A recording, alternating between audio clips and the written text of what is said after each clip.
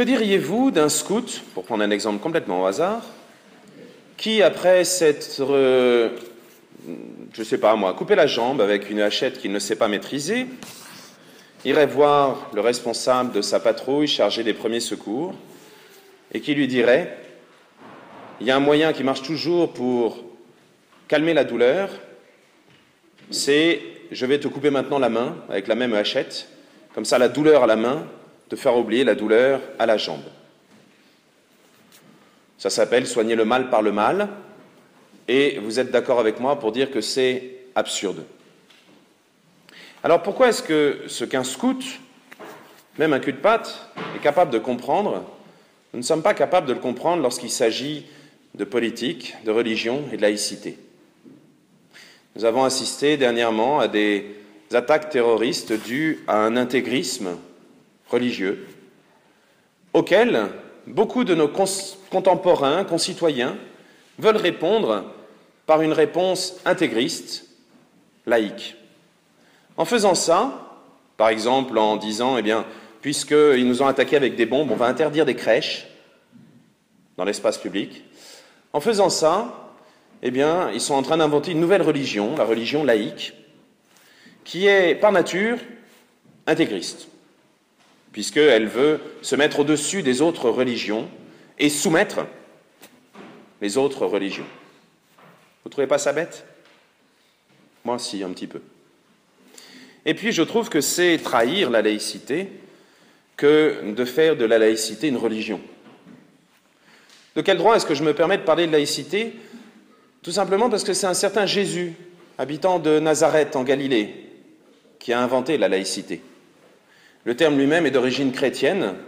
Il provient de laos, un mot grec qui veut dire le peuple, et qui, dans les faits, oppose, dans l'Église catholique, ceux qui sont consacrés, les prêtres, ou alors les moines, par exemple ceux qui habitaient au prieuré à côté, ici avant, et ceux qui ne sont pas consacrés, le peuple chrétien, le peuple des fidèles, laos, les laïcs, c'est-à-dire ceux qui sont baptisés. La laïcité, vous l'imaginez bien, aujourd'hui, ça ne concerne plus les baptisés seulement, mais c'est une extension de cette laïcité de l'Église, c'est-à-dire ceux qui ne sont pas consacrés. La laïcité provient d'une phrase de Jésus lorsqu'on a essayé de le piéger sur une histoire d'impôt. Oui, les taxes, il n'y a pas que pour Al Capone que ça marche comme piège. Les taxes, les impôts, on a essayé de l'utiliser comme piège aussi pour Jésus. Et certains lui ont demandé s'il était légal ou pas, licite ou pas, s'il était pur ou impur de payer ses impôts. Sauf que ces gens-là étaient fauchetons comme pas deux, je reste poli, et Jésus leur a mis le nez dans leurs contradictions en leur demandant de montrer une pièce. Et sur cette pièce, il y avait l'effigie de l'empereur, considéré comme un dieu, un peu comme sur nos billets de banque, où nous avons des idoles qui sont représentées. Cherchez dans le filigrane. Et Jésus leur a dit, rendez à César ce qui est à César, puisqu'il y a son image qui est marquée dessus, qui est imprimée dessus, et rendez à Dieu ce qui est à Dieu. Sauf que qu'est-ce que ça veut dire pour nous aujourd'hui? Pour le comprendre, nous avons ce texte d'évangile qui serait drôle s'il n'était pas aussi tragique. On a Jésus et Pilate qui discutent. Et on a l'impression d'enfants dans la cour de récréation. Ouais, c'est celui qui dit qui est. Mais alors, t'es roi ou pas? Ma royauté n'est pas de ce monde. Ah, tu l'as dit, tu l'as dit. C'est ridicule. Si ce n'était pas aussi tragique, c'est-à-dire s'il ne s'agissait pas de la condamnation d'un innocent à mort, dans ce cas-là, on pourrait en rire. Mais nous savons qu'il s'agit du moment où Jésus va être condamné à mourir pour nous, pour nos péchés, pour nous sauver, pour nous redonner accès à la vie éternelle et au paradis. Et ce qu'il y a de beau dans cette discussion, c'est que Jésus nous donne une idée de ce que c'est que ce règne que nous demandons à chaque fois qu'on dit le Notre Père. Je sais, c'est pas facile à imaginer un roi. Il n'y en a pas beaucoup des rois dans le monde. Je ne sais pas s'il en reste beaucoup qui trônent. Certains disent qu'ils ne sont plus que 11. Les fameux 11, ils trônent, les 11. Il faut connaître. Mais même si on a du mal à imaginer ce que c'est qu'un roi aujourd'hui, nous demandons quand même à chaque Notre Père que ton règne vienne. que ton royaume s'établisse. Qu'est-ce que c'est que ce royaume?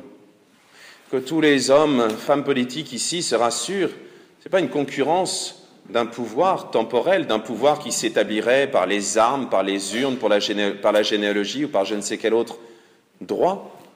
C'est un pouvoir qui s'établit d'abord dans la vérité. Vous avez entendu dans cet évangile, mon royaume n'est pas de ce monde, je suis venu ici pour rendre témoignage à la vérité. Et cette vérité, il n'y en a qu'une, une seule possible. Ceux qui ont déjà fait un peu de mathématiques le savent bien, c'est ce qu'on appelle le principe de non-contradiction. Il ne peut y avoir qu'une seule chose vraie. Si vous dites que 1 plus 1, ça fait 3, et que votre voisin vous dit non, 1 plus 1, ça fait 4, il y en a au moins un des deux qui se trompe. Peut-être même les deux. Peut-être. Aujourd'hui, nous sommes victimes d'un grand danger qui s'appelle le relativisme. C'est un danger pour nous, même si c'est très pratique pour tous ceux qui font de la publicité. C'est ton choix, c'est ton désir, c'est ton plaisir, c'est ça qui doit déterminer ta vie. Sauf que cela fait de chacun de nous des tyrans, des petits dictateurs, qui décident de leur vie uniquement en fonction de leurs envies du matin, en fonction de ce que la publicité leur a présenté comme désirable. Un fruit qui semble désirable et bon à manger, par exemple. Aujourd'hui, nous devons reprendre le chemin de la vérité. Et avec la vérité, ceux qui ont fait un peu de philosophie savent bien, il faut rajouter le vrai. Donc avec le vrai, il faut rajouter le bien, le beau, ce qui est unique. Et ça, nous pouvons le faire, que nous soyons chrétiens ou pas, que nous soyons hommes politiques ou retirés des affaires. Nous pouvons toujours chercher la vérité et nous savons que nous avançons dans la même direction. Aujourd'hui, c'est ça notre défi.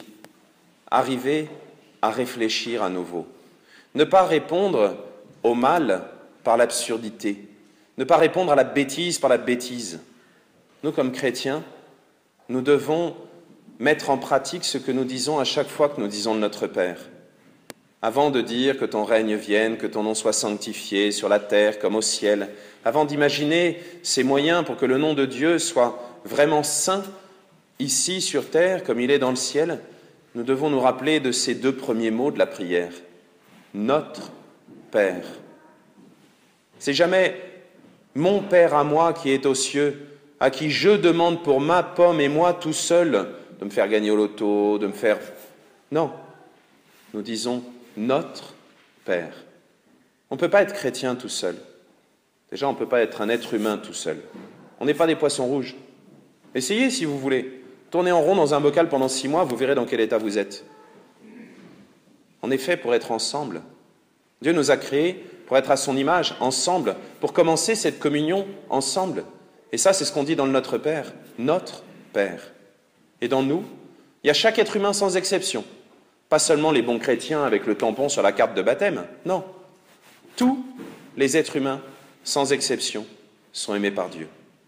Même ceux qui nous énervent tellement, parce qu'ils se baladent avec des idées bizarres et des ceintures d'explosifs.